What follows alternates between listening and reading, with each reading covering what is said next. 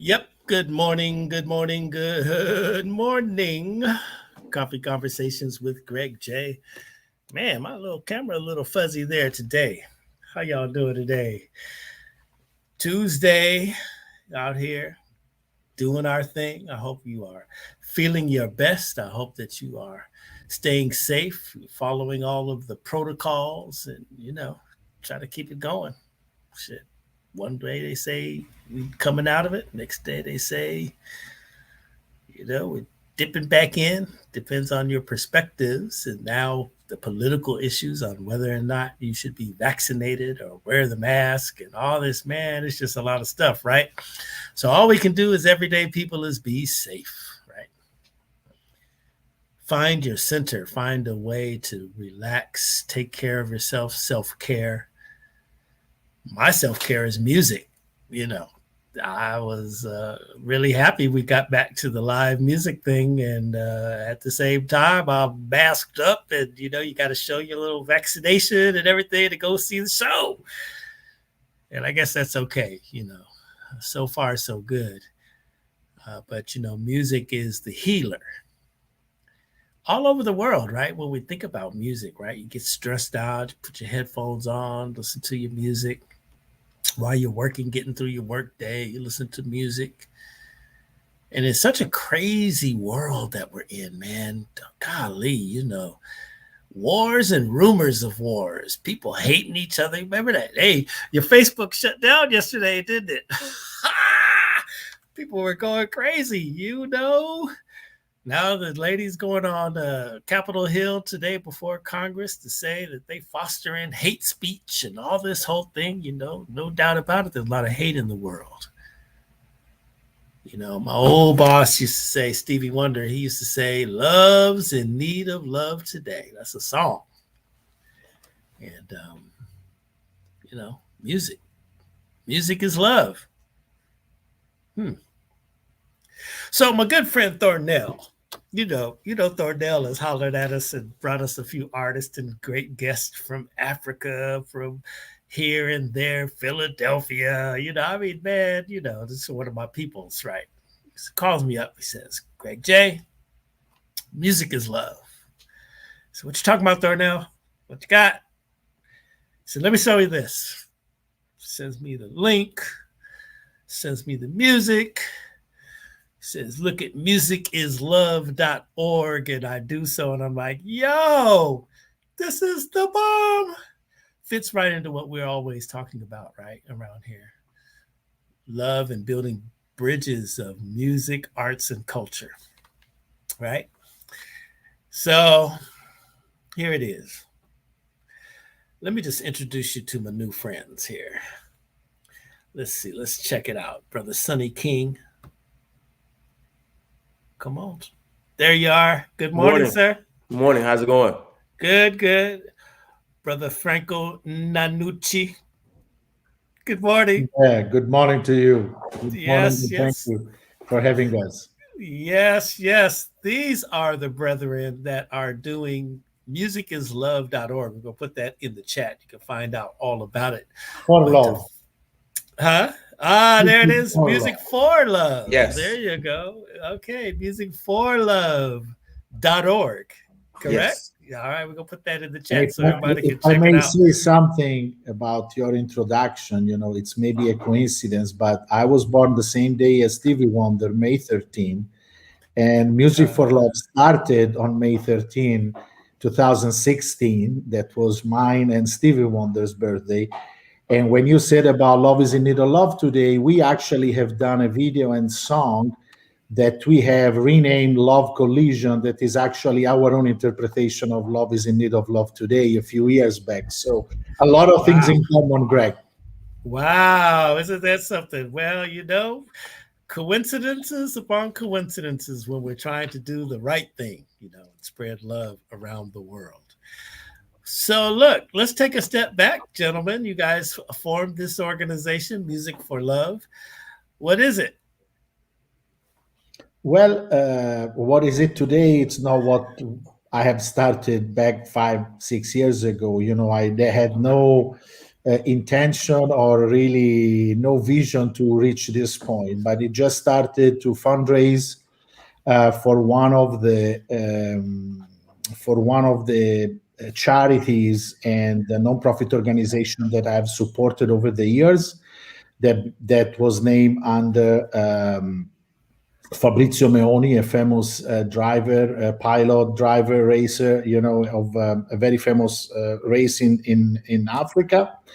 He started to build a couple of schools over there. Then, unfortunately, he passed away in one of the races. And step by step, I became testimonial of these, and in a way, the one that was trying to give financial sustain to all the project. I have done the Paris-Dakar race myself. I have traveled extensively in Africa over the years, North Africa primarily, but also the west part and also some of the east part, but never that much in the southern part of the continent of Africa. And today we have reached the point where we have 7 schools in Senegal, in Burkina Faso, in Sierra Leone, Ivory Coast, and on the West Coast, and one in South Sudan that take care. Actually, the one in South Sudan is the largest because it look after around 2,500 kids. And then we have an agricultural project in Cameroon. And of course, I then envision to try to be global, even though Africa is in my heart, is in all our hearts. We help and support, some specific project in Italy as well in United States. And hopefully very soon we will land also with some new project in Jamaica.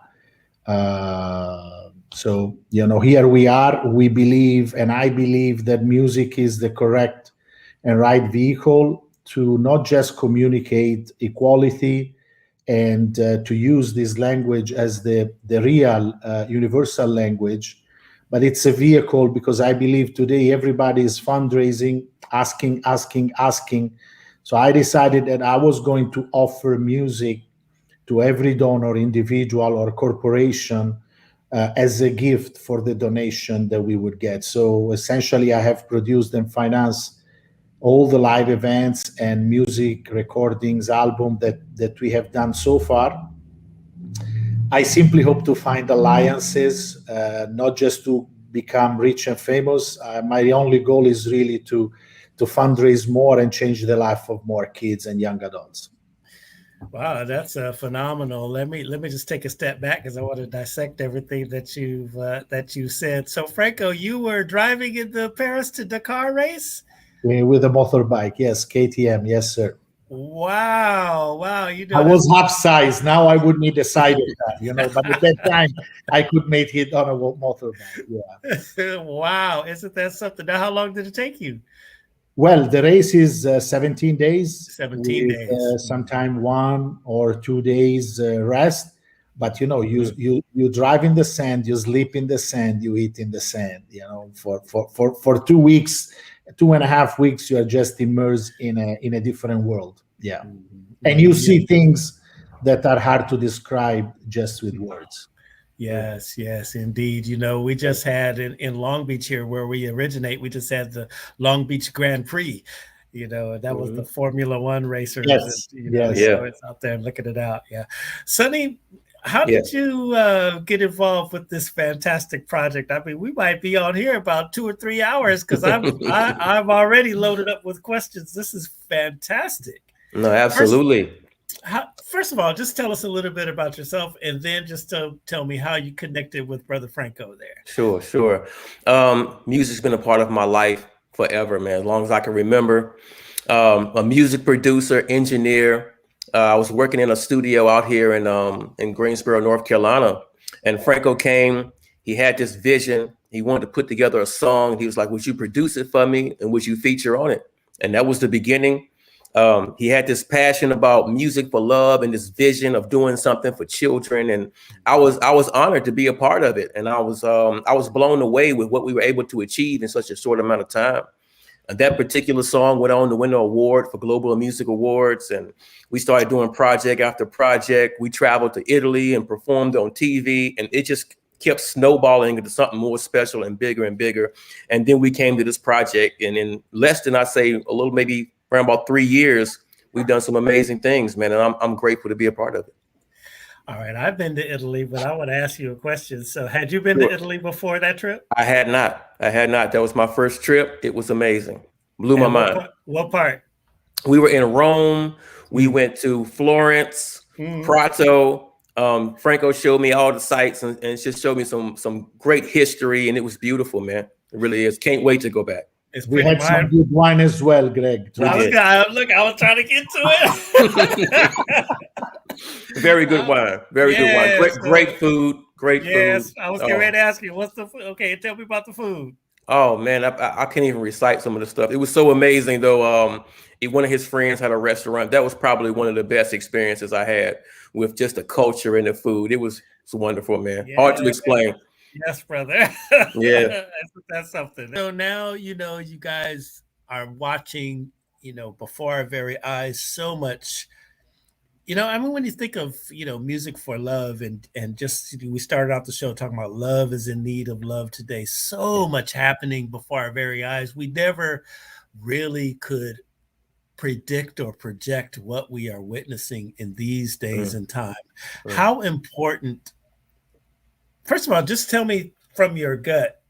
Let's start right with the whole murder of George Floyd. I mean, there's so many stories before George and even after, but George Floyd seems to be the benchmark that has taken people have taken to the streets all over the globe to protest, to stand up for social justice, to stand up for love. Each of you just describe when you saw that murder happen, what was your gut reaction? And then how did you process all of this, what you witnessed in this ensuing days, to create your beautiful project, the beautiful songs attached to your project? What were you feeling? What are you feeling to make you use music as a love instrument? Go ahead, Sonny. First let me say, and definitely peace and blessings to the family and healing, because it takes time to get over things like that. Sometimes you never get over stuff like that, but a moment like that is paralyzing. It changes your mind. I have 2 children of my own, 2 young boys. Trying to explain to them, one is 11 and one is turning 5 now, just trying to explain to them what was going on at the time. Trying to give them inspiration and to know that they are safe, that they can be safe, wherever they go, and to trust. But it's a hard thing to get over. And what I do love about Music for Love and working with Franco is the diversity that we bring to this company. It's amazing, the people that I've met all across the world, from Africa, Italy. I mean, places I can't even pronounce, all come together with a passion for music, a passion to do something for people, and to come together on one project. It's mind blowing, and it gives me hope.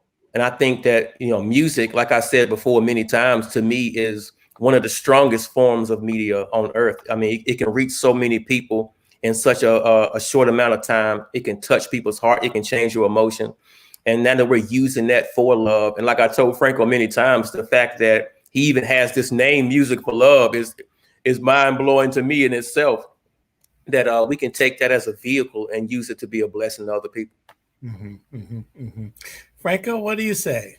Well, I have the vision and the words of Sonny. Of course, if you want, I see it from the other side of the equation, non being a non-African American. But I believe I am a person that has always tried to get people together, to get diversity together. Doesn't matter, what religion, color, ethnicity they are. And I see the difficulties, and I see the situation of this country where, we always say United States of America is, a nation of diversity.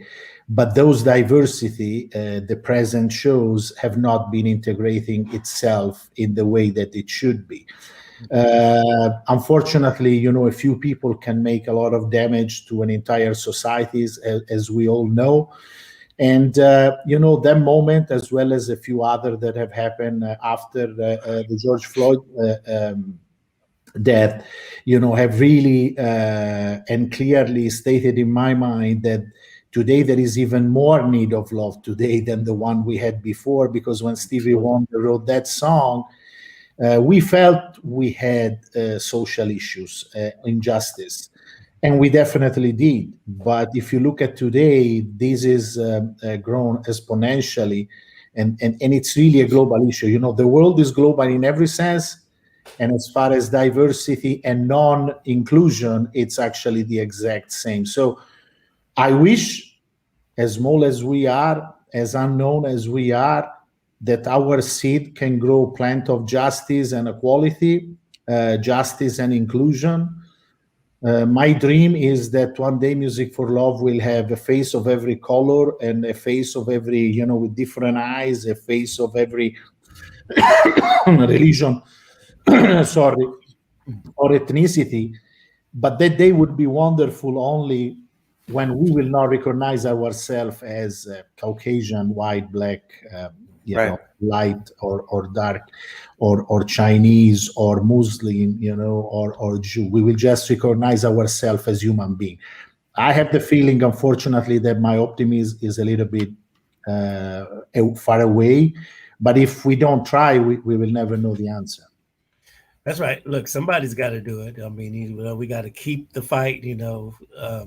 Light will always overcome darkness. So that's Right. what Martin Luther King said, right? So we got to keep on trying.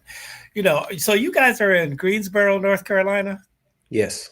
Wow. Okay, that's where the lunch counter protested That's right. were taking That's place. right. Yes. Okay. Yes. Okay. Absolutely. All right. I need to ask you a question, Sonny King, about your music there. I see all the Yeah. instruments and stuff in Definitely. your studio. Okay. So are you a church musician? Is that the root? That's where it all started, man. Playing Yeah. drums in the church, singing in the choir. My mother raised me in the church. I went more than I wanted to go as a child. You have to go Thursdays and Wednesdays and Sundays. Yeah. So Yeah. I Yeah. spent a lot of time there, learned a lot, but it's definitely a great background to have with that Southern Baptist. It Yeah. all Yeah. began there, though. Right, right. Yeah. And I want to just kind of talk about, we dissect music a little bit. So, Yeah. you're in the church. All right, brother Sonny, let me Yeah. ask you a question. So the real, you got the praise break going, That's right. churches going crazy. We Yeah. praising the Lord. Yeah. Why do y'all break into riffs from Funkadelic and You know what? It's a lot of times, especially myself. I was a drummer, right? So you bring in other types of music that you like to listen to, and you kind of incorporate that a little bit in a little praise break. You know what I'm saying? Add a little something to it. So it's definitely other genres of music we bring in there. Yeah, yeah, yeah. Because I'm like, I'm at church and we getting it in, and then I hear a riff. I'm like, Yeah. did they just play just me? No, Oh, deep. especially the bass player. He might play a little bit of anything in there, man. You might hear anything.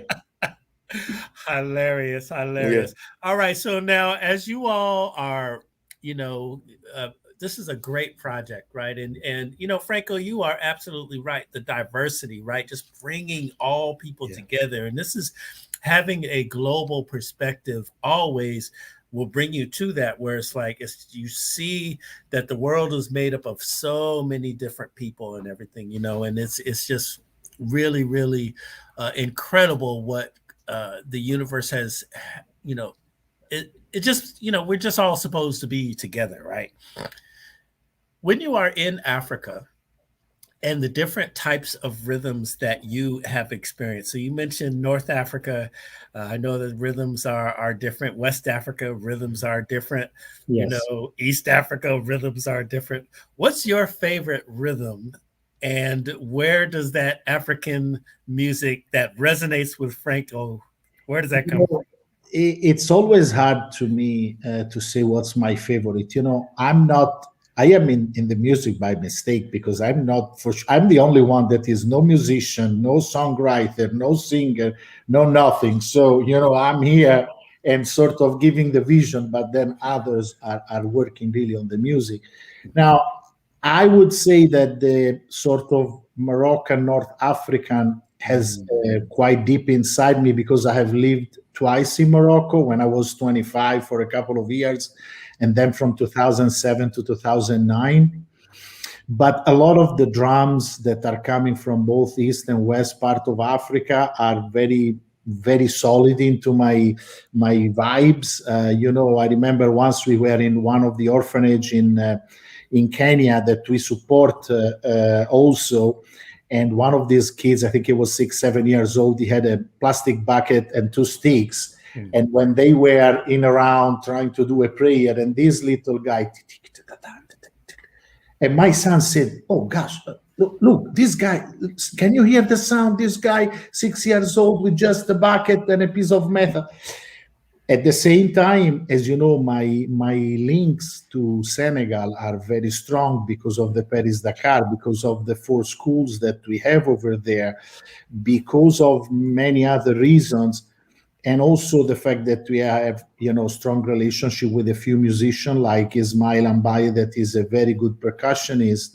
Amazing. And in fact, we wanted to have a song that we have called Gore. I'm not sure if people in your audience know what Gore is, in fact, but we made this song Gore that is, basically written by Ismaila, and he is singing with an Italian singer as well, and it's all about percussion and all about the heritage of a small island that was the beginning of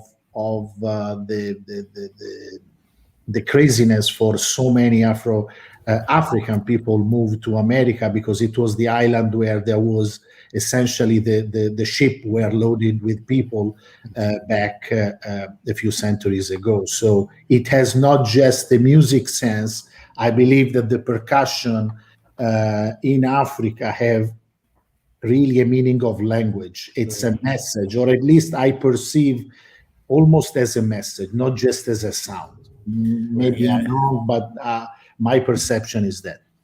So you're talking about Gore Island there in Senegal. Yeah, man, we know a little bit about it. Let me see here. Can I find that on YouTube? I'll try to get it. It should be on the YouTube link where you have all the album. Okay. All right. Hold on. Well, while we're let me look that up. While we're doing that, let me ask you, Sonny, when you were making your trips rolling with Franco, tell me your most impactful where you saw a drummer or heard drum rhythms that made you just say, "Wow." You know what? Speaking of Africa, I'm really loving Afrobeat and Afropop right now. Like Wizkid from Nigeria, I think his music is universal. So I'm really loving his sound. And drum wise, being a drummer, I've heard some amazing stuff coming from those producers. They're doing some special stuff down there. I'm really loving it.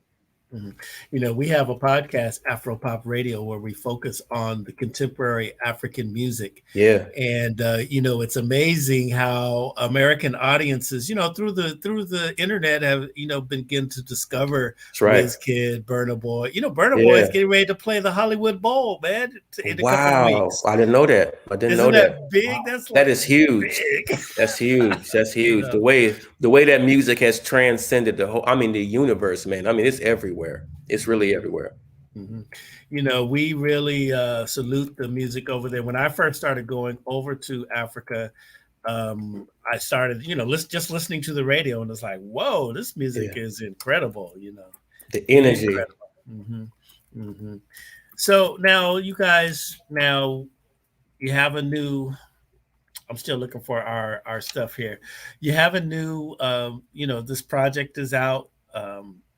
The 14-track ensemble, we will say. What is your hope for that beautiful piece of music? Go ahead, Sonny. Go ahead. You are the sound engineer that made the final touch. So. No, absolutely. I think the combination of musicians on there, my hope is definitely that it touches the world. I know that's a cliche thing to say, but I'm hoping the music touches the world. The passion that was put in, and each artist gave a piece of themselves and all made it come together. You know, Mhm. the way Stefano, he did the production on it and brought everything together. These great musicians, guitar players, drummers, all different countries. You know, even the language barrier was almost impossible to get over, but we came together, we made it happen, and I'm hoping it touches the world in a sense of every place in every country, and I'm hoping that people get the sense of what we're trying to do, that they understand that it's more than just making music. It's more than that. It's more about the humanitarian effort that's behind it and the vision of Franco. And Franco, how about you?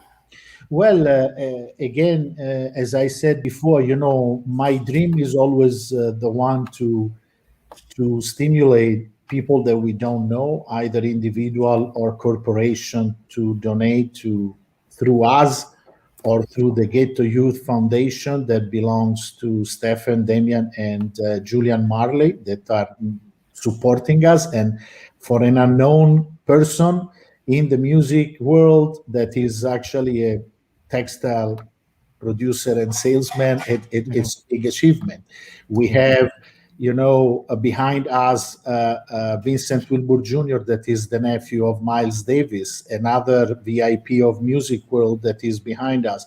We have the family of Michel Petrucciani that gave us a co-publishing agreement, on the song Cantabile. So my dream is really that a few more people can listen to this music, can judge it. I am open to criticism, and because that's part of the game. You do something, you have to accept the good things, and you have to accept the people that won't like it. But I would love for people to listen. We have just received a comment from a journalist this morning that just made my day, because essentially said, "Don't embrace Music for Love Volume One with I may don't like this, I may don't like that." It's the journalists use much nicer word, but my way of saying it is, it's an incredible mixed salad, and you will find an ingredient that you will love.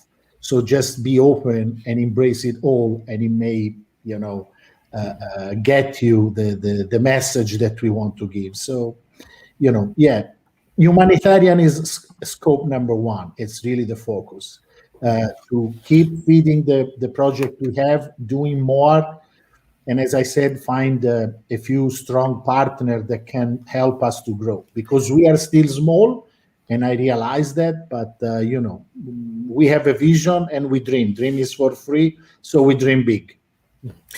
I'm going to say, I put the Spotify link for Gore in our chat so you guys can check it out. And I think that what I'm going to do, you all, is after the show, because what happens, we have beef with Facebook. So a lot of times when we're doing these and we have these great guests like yourself on there, we want to show the music. And we have even asked them, "Hey, is it okay we play your music?" And they'll say yes. And here come Facebook, muting our stuff. And we're like, "Wait a minute, we have one with Jimmy Jam and Terry Lewis." And we ask them, "Hey, is it okay?" And they say, "Yes, by all means." And do you know that Facebook is always muting our stuff? And so that's a whole other conversation Exactly. in and of itself. But we're going to get it to you all. You can hit that Spotify link that's in the chat. And then on across all of our platforms, we'll put a few more samples of the music, and then you can always go on the website musicforlove.org and check out the beautiful music. That's what I'm talking about. Man, this is really, really great. Now, I saw something where you guys were collaborating with, look like an opera singer. Am I correct? Let me see. Yes, that's one of the, in a way, I gave Stefano De Donato, that is the artistic director, let's say, of the Music for Love Volume 1 project, and the music producer of most of that. I gave to him like a dozen different ideas, what I wanted to touch here and there. And one was to have an opera singer blended with house rhythm or something really that would contrast heavily. And I always loved the Carmen and Habanera. It's a track that I have always enjoyed. And Stefano just did this blend where we have this fantastic vibraphonist or xylophone. I'm not sure how the exact word in English is. Giuseppe Mazzamutto from Palermo, Sicily. And we have Anastasia Boldireva, that is one of the main mezzo soprano these days in the European scene. She sing at the opera, at the Verona Open Opera. She is really well known Russian. And I believe that that song Habanera was another piece of diversity that just glued into the puzzle of the Music for Love Volume 1. So, yeah, it was an hazard, maybe. But, some of the greatest guys have done things that were not done before, and they took risks. Sometimes they went well, sometimes they didn't. And this time, I believe Habanera was an incredible alchemy of house music, lyric, and some classical music as well. So hopefully people will enjoy it. It's interesting because I serve on the board of directors of the Arts Council for Long Beach out here, Long Beach, California, and I'm always talking to the president of the Long Beach Symphony about doing what I call mashups. So it's like, I mean, how incredible is it in our day and time when we can look for this musical diversity and mash up these different styles, Absolutely. And so it's really, really incredible. So I'm trying to do, Long Beach Symphony and Warren G. Why not? Why not? I mean, why not, right? And then my friends, who are professors in arts and everything, I love to just mess with their head a little bit because we say classical music, but what is really classical? So are you saying that Bach and Beethoven are classical, but then Stevie Wonder is not? Right. Absolutely. Yeah. Incredible stuff. Sonny, aside from this project, who is your most influential artist that you've ever worked with? I had a chance to work with early in my career. I was very young, but with Blackstreet, the R&B supergroup from like the 90s and 2000s, and that was probably an incredible moment for me. I learned a lot from Levi. He was very knowledgeable in the music business. He had seen everything, and he was teaching me about the business. I met between him and D Moet. D Moet was the producer for Nas and Biggie, and he worked with Puff and Foxy Brown. So those guys were like mentors to me early in my career.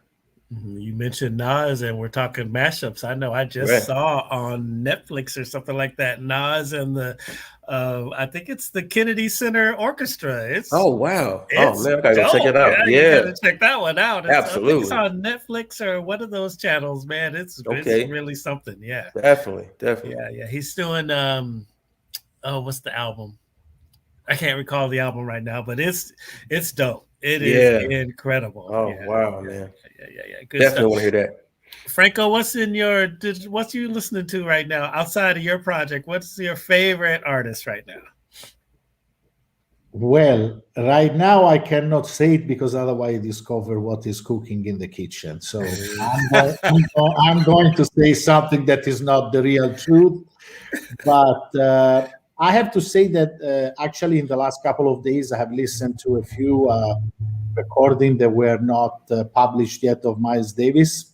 One that is just a supposed lost recording concert that was just published during September last month. And then I have to say that I have been listening to a lot of Indian influenced music. I have been listening to a few of the Kenyan, South Sudan music as well. And on top of that, I always have, a sort of variety, very variable playlist that play in my house or in my office. Yeah. Man, that music out of Sudan is incredible. Yeah. There's a group called Alsara and the Nubatones, and they are Sudanese, but I always say when I play them on my podcast, I say East Sudan by way of Brooklyn because I think they live there now. But when you listen to the rhythms, boy, it's nice, you know. No, it is. Wow. Yeah. Absolutely. All right. Let me ask you all. We're talking about, this is actually one of my favorite subjects to talk about, the music of the continent of Africa. I want to go over to Mali.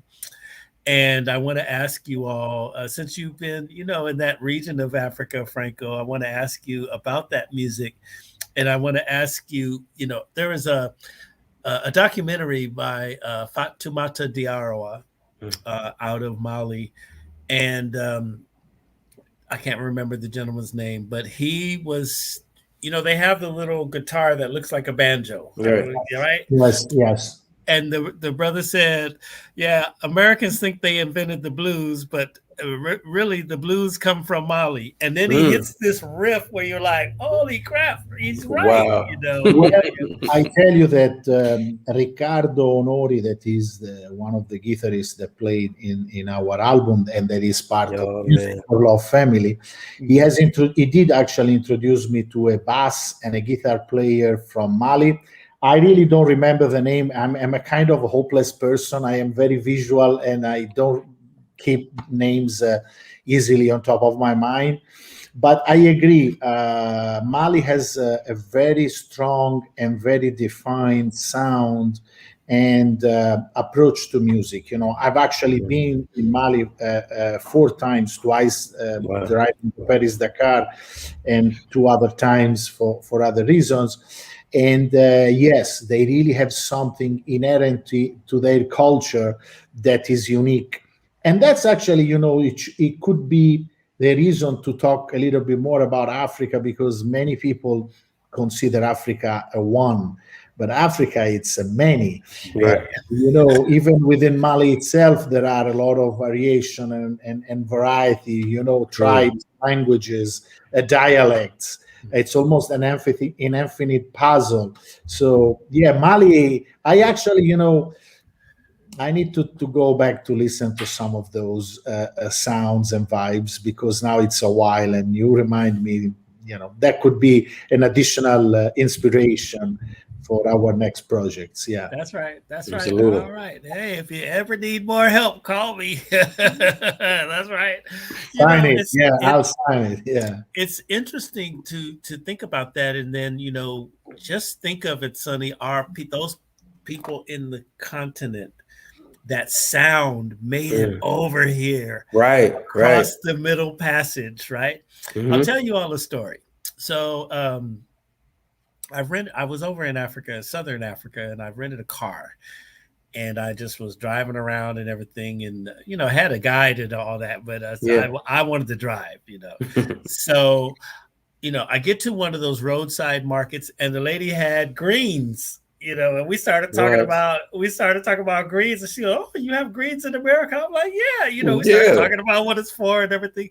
The similarities were so spot on, and I was like, "Man, our cooking style even made it across the Middle Passage through all of these generations to now." Yeah.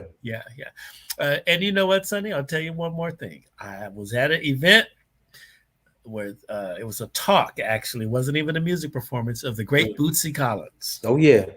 And my partner, super producer Rhonda Love, asked the question, well, how did you get your start? What's your biggest influence? And of course he said the church, but then he said West Africa. Wow. It's like that's the incredible. funk. Wow. Yeah. That's a really, really, really. I really believe, Greg, that the western part and the northern part of Africa are so deep into European and Middle Eastern culture that if you really take and want, if you take some of the Moroccan sounds of the strings and you take a sitar from India, it looks almost like there is a common thread with variety depending on how the society and culture have evolved. But there are common threads. So yeah, West Africa, North Africa, I believe, have a strong influence in the Spanish music, in the French music, in European in general. Yeah, absolutely. Absolutely. Now, Franco, you speak French? I do. I have lived Okay. in Morocco. I've lived in Paris. And when you are Italian, you don't have the luxury to fly 6 hours and speak the same language. So you either speak some languages or you just try to use your hands. And Italian are good with hands, of Yeah. course, but it's better if you can speak the language. Yes, yes. I was sitting here thinking, I said, man, he's lived in Morocco, Bon, went to je parle Senegal. I français, je know peux le he's prononcer. yeah. Great, great. Now, how did you guys meet? My son, I discovered I don't go through the whole story, but I discovered he was writing lyrics and he wanted to record the song. We had no clue where to go, what to do, how to do it. It was really literally a hopeless case. And we called 3 studios in Greensboro. 2 never answered. One answered. Wow. Sonny King was there. Are you there? Yes, I'm here. Okay, we are coming in the afternoon. Go there. We did this job. And I sort was very intrigued by the studio. I mean, there is something in the studio that attract me enormously. I love the live event, of course, but the atmosphere of the studio is almost like a drug. I believe you could get addicted of all these things moving, changing. I don't know. We met with Sonny, and 5 and some, maybe almost 6 years later, we are here, and we would like to be, when we are older, when we are adult, we would like to be, somewhere with our music and messages. Yeah, Absolutely. Now, Sonny has taught me a lot of things, not just on the technical side, but on a lot of aspect of the music. We have conversation. He is part of the business. As I said, I'm not. I'm just here as a coincidence, or as I'm used to say, by mistake. But I'm surrounded by people like Sonny that are helping me to try to follow a path that will get us to some great results, as far as always humanitarian. Now, let's say that Music for Love exists also as a recording label, but the reality of this project is, even in the recording label, we try to help young artists, that won't have maybe the chance to find elsewhere support. But there is always the humanitarian project aspect, that is dominant, because, as far as I'm concerned, this is my hobby and this is my way to give back. So if I have the luxury to find people like Sonny or Stefano De Donato or any other of the one that have been working with us, for me it's like gravy. It's additional responsibility. Greg, when you are partnering with the family of Bob Marley on charity and music, it's not just an honor; it's a really and serious responsibility, because you are carrying a load of stuff that it's not so obvious. I mean, you go and play soccer with the Marleys, can live with that. You do music and charity, a humanitarian project with the Marley family. I mean, you either crazy, and maybe I am a little bit, or you know what you are doing. I was going to ask you. So, how did that come about? I really want to dissect that a little bit. Now, first of all, how did you connect with the Marley family? Well, one of my closest friends, that is also the president of the Music for Love Italian branch, made a connection with an old friend of hers that happens to be in the music and entertainment business, and happened to be have a partnership with the Marley family. And so when I did this project, one of the songs, there were 3 songs that originally made the project to start, was Speak Life of Damian Marley. So, I'm not a shy person. So I went to this friend, her name is Alessandra Lo Savio of Alacran Group. And I said, Alessandra, what do you think if Damian is going to to give us a license, or so we can monetize, for the humanitarian project. And so she said to me, don't worry, call Rohan and talk to him. So I had the phone of Rohan Marley, called him, and I said, I'm Franco Nannucci, made a story. And he said, absolutely, it will be done. And I was really seriously impressed. So Damian Marley gave us the license. Universal Records gave us the license to utilize, the mechanical license for Speak Life. And this family has embraced, with their foundation, we have already been able to give some money to them, as well as to the Italian foundation. As I said, some people are telling me, oh, it's cool to be with the Marley. I said, well, it depends which angle you look at it. Right. To me, it's a very big responsibility. I mean, I'm not carrying the Bob Marley legacy, but being associated with them is a huge responsibility as far as I'm concerned. And there's something to be said about service, right? And service to community, service to humanity, and it's like a circle. It always comes back, and as you serve there you go, right? As you serve the community, love it. One love, one love, right? As you serve humanity, it always does come back, and we need more of that. We need more of the circular essence. Wow, what a great story. I'm really just kind of I'm trying to chew on the fact that you said it's a responsibility. That's big, really contemplate that. Well, Greg, you either, if I would be fool, I would take it as a joke, but I believe, even though I try to be hilarious, I try to always smile, my way of saying in my business, it's always try to work with a smile, because you may perform better, in my real business. And when you get associated with people like these, you have that responsibility. You have that sense of, okay, now we are there, but so what? How do we deal at the level and expectation that this family have, and the people that follow this legacy have as well? And when you look at, if I may do a criticism to our society, is that today, charity, fundraising, and humanitarian project are a P&L sort of story. They have become profit and loss. They have become a business. And I'm really, I would love to be the icebreaker of that. I would love to be a very grain of sand in the desert, but the one that break the ice and say, come on, it's about time to do it differently. Humanitarian project need to be humanitarian for real.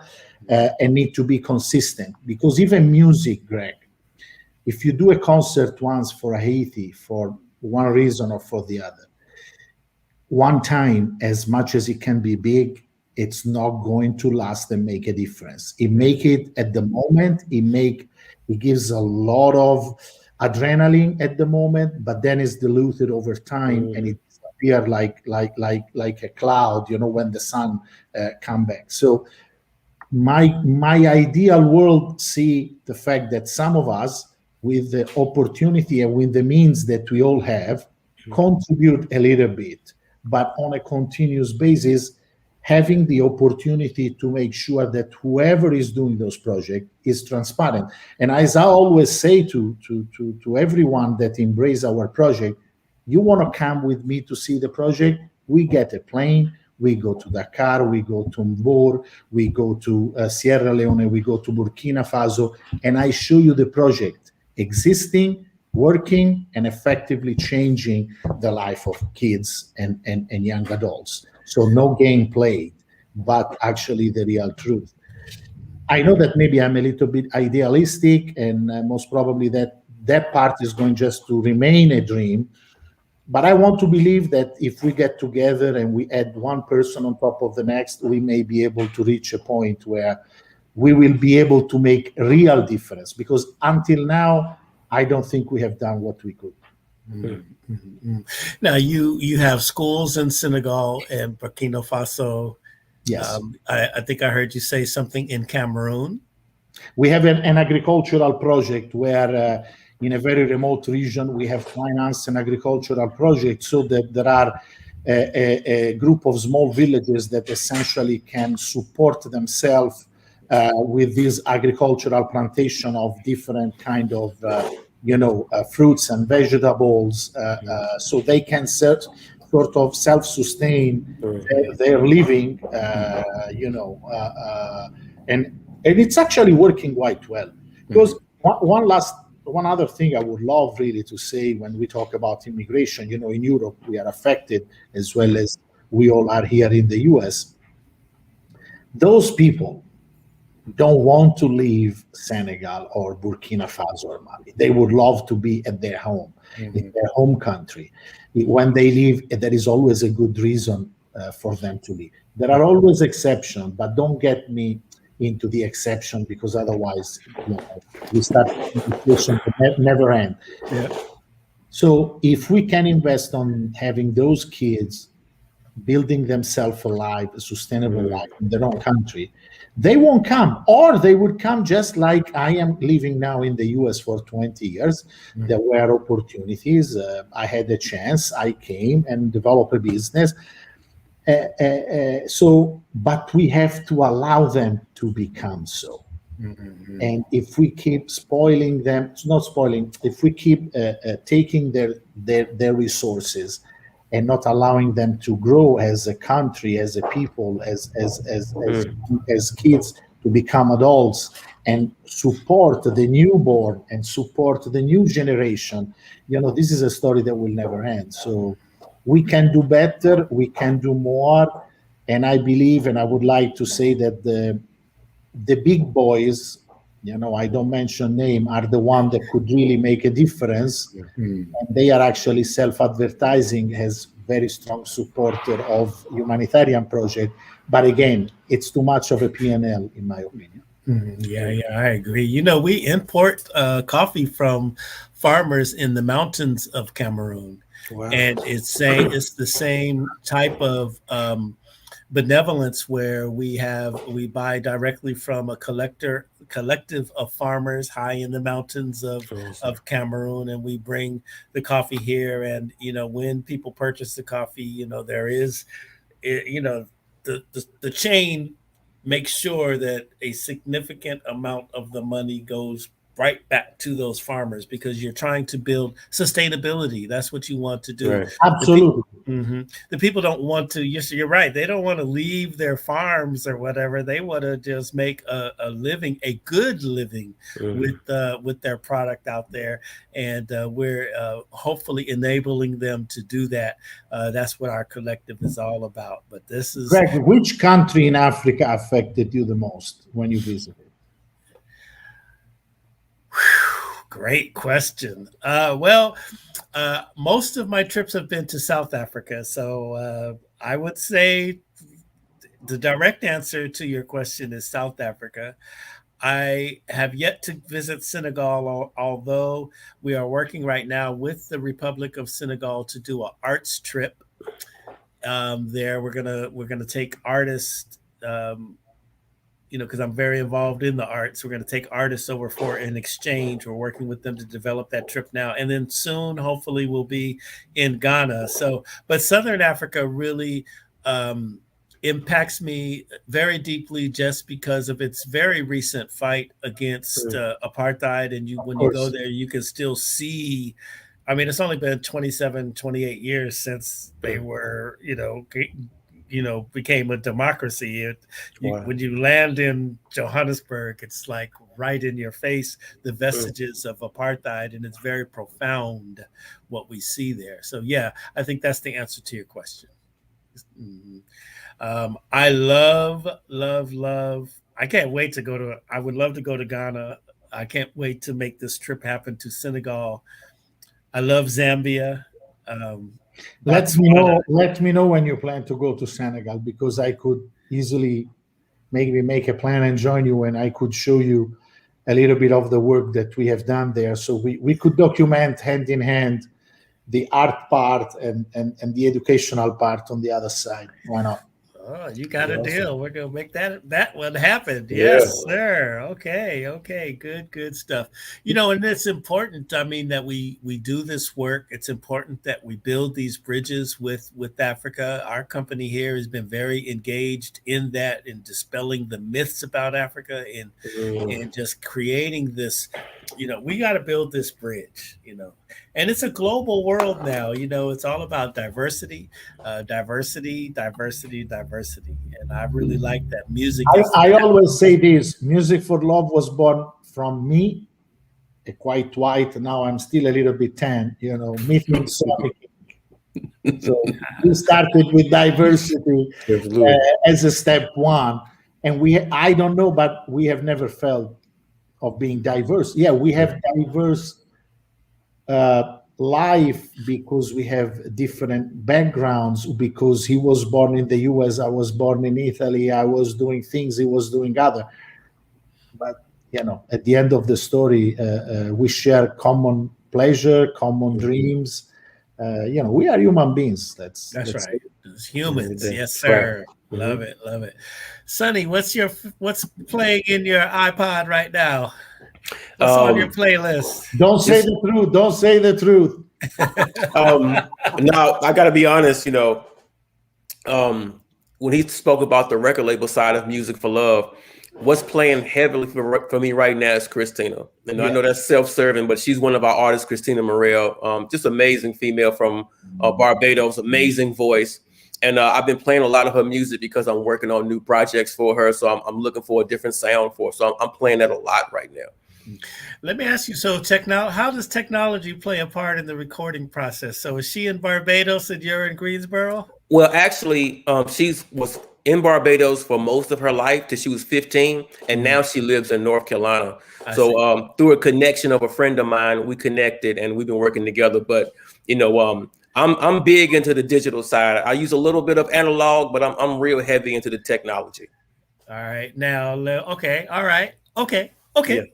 oh, yeah, So what happens to real musicians now? I mean, how do you feel about people who can play and read music right. versus these people who are building ginormous careers off of just being able to do things on the computer? You know, and we and Franco have spoke about this before also, but me personally, I come from both sides of it. I did play. I'm a player. I play saxophone, drums, piano, and the beautiful thing about technology is when you listen to some other, like it used to be a lot of sampling from records. They still do that, but now they have sample websites where real players can go and record their gift and their sound with guitars, pianos, and now producers who might not be able to play can use some of those samples. So I think it's never going to get to a point where a live musician is not going to have a job in this industry because you're always going to need that sound. And I think that's a beautiful thing. I think we can coexist together. I've been, especially working with Franco, working with live musicians, bringing guitars into the studio. I don't think it's going to leave. Just to feel another, even on Christina's music, when you hear the guitar of the solo, of the guitar played by this great guitarist player, or the bass of Stefano De Donato, Nado, that's right. the real touch is the real touch. Absolutely. I This is my point of view, coming from a background where I love live music anyhow. I love to listen to live music a lot. So, now I start to feel that there is a need of both Right. sometimes to create a project. Now, the project that can evolve one way or the other, but the combination of real instrument and digital can help a music producer, or at least this is what I feel because I'm not a music producer. They can go a step ahead, or a step above. Then they can decide to stay on digital, or to go and have the music perform. For example, Christina has a bit of both. The Music for Love album has essentially all music, all instrument are real instrument played. All voices are real voices. So it's just a matter, I believe, where your project needs to go and Right. which fan base or audience you are trying to reach. But I agree with Sonny. Both could coexist and should coexist. Absolutely. So, Sonny, are you seeing a lot of sessions where the vocalist or the players are in different locations and you're capturing their tracks, differently? Yeah, So you might have a whole band. The drummer might be in LA, and the guitarist might be in Chicago, and thus and so the bassist might be in Greensboro. Are you seeing a lot of that type of absolutely. uh, Absolutely, especially since COVID, it's just been that kind of thing where we get it done the best way we can. And even this project, Music for Love, people were everywhere, mhm. musicians were everywhere, and we connected. Technology allowed us to really work together and bring this stuff together. So a lot of that's happening now. Okay, let me ask you all both a question. So, how can we create a virtual concert with all of these international, entities here? How can we do a Music for Love concert in the virtual space? I would. That's something I would love to do. It's going to be a little difficult, um, but I think it's possible. I think there's some great new live sites on there. I think one of the I don't want to call it a bright side, but some of the things that did come from COVID was the ability to have live shows still going on. I see artists who are doing like they were doing 50,000 in the stadiums, but online they're doing a million viewers. So I would love to get that together. I think it would be amazing if we could get those 29 artists together for something live. Franco, let's We need to reach Stefano and try to figure out how to right. assemble every musician Absolutely. in so many different. Well, it would be lovely because, for instance, I know very well that it would be very complex to move Yeah. 29 musicians around the world to do events.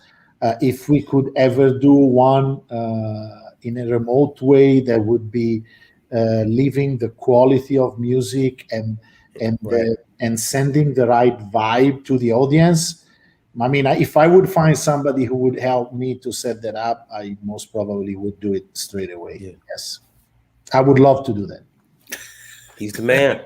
That's the man. Greg, don't say that twice. I'm Italian. Hey. I remember things. Yeah. That's a really, really. I'll talk to you about that offline. But I'm just sitting here listening to this, and I'm into it. I'm into your vibe, and what you guys are doing, and I'm like, wow, this could be really good, Yeah. and really make some stuff happen. All right, so now, what's the future for Music for Love? What do you want to have happen? What should the people who may come across this broadcast, what should they clearly understand about your mission, and what are you trying to achieve for the future? As far as the present, has dreaming is for free. I would love for us to get the nomination at the Grammy Awards so that we keep dreaming and we keep having the snowball becoming even bigger.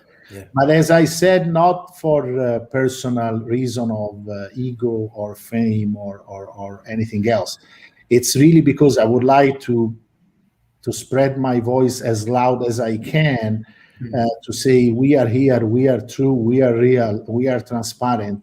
Your money is going to be used for the right cause. So Right. this is really what I wish myself. We are actually having 2 nominations for the Music for Love Volume 1 and 1 for Christina Murel at the Hollywood Music and Media Award. I wish we can grab some. And again, not because of our personal accomplishment, but again, because I just wish that these awards can get us to the next level, can get us more visible. So yes, can I do something more with Music for Love? I would have at least 3-4 different projects that I could start tomorrow if I would have the funds. And that means another school in Senegal, one other in Burkina Faso, one in Mali. Now, I cannot do miracles. That's one of the things I haven't learned how to do. So I need the support of as many people as I can. And as far as little component of business, I really hope that our artists that are with us under our umbrella, followed either by Sonny or Stefano De Donato, will have the same chance that everybody else in major labels. Of course, we don't have, again, the funds. We are a non-profit structured company, so all the money come out from my personal pocket. So we are investing, but we cannot exceed because we don't have that. But I believe that we do great music for both humanitarian and also to give a chance to these young artists like Christina Murel.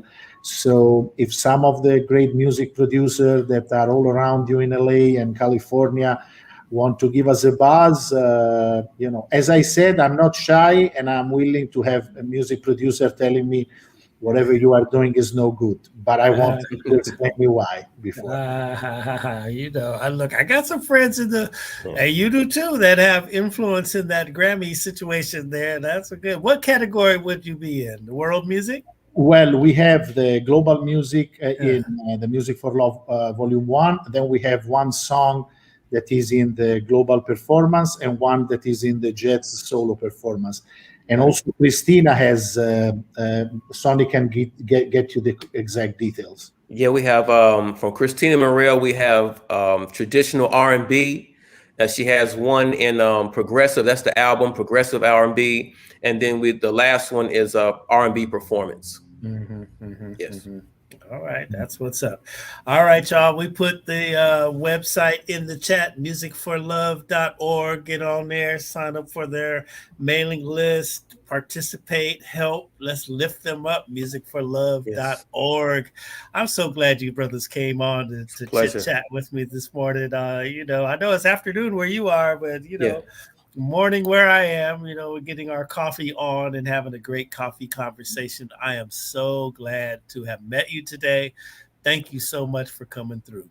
Thank you. Thank you so much. It's really a pleasure and an honor. I appreciate enormously. And I am sure this is not just the first and last. It will be the first of many conversations we may have together, Greg. Thank you so much. And thank you to Thornell that made this possible. We appreciate Thornell, you are the bomb. Thornell's my buddy. We've been over to Africa. We went to South Africa together for the South African Traditional Music Awards. And we're absolutely blown away.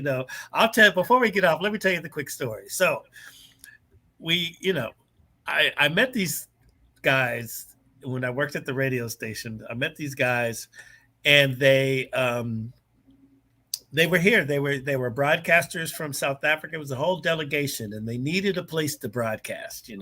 So I hooked them up, found them a little studio where they could broadcast back to Africa and everything. I helped them out. I didn't really think much about it.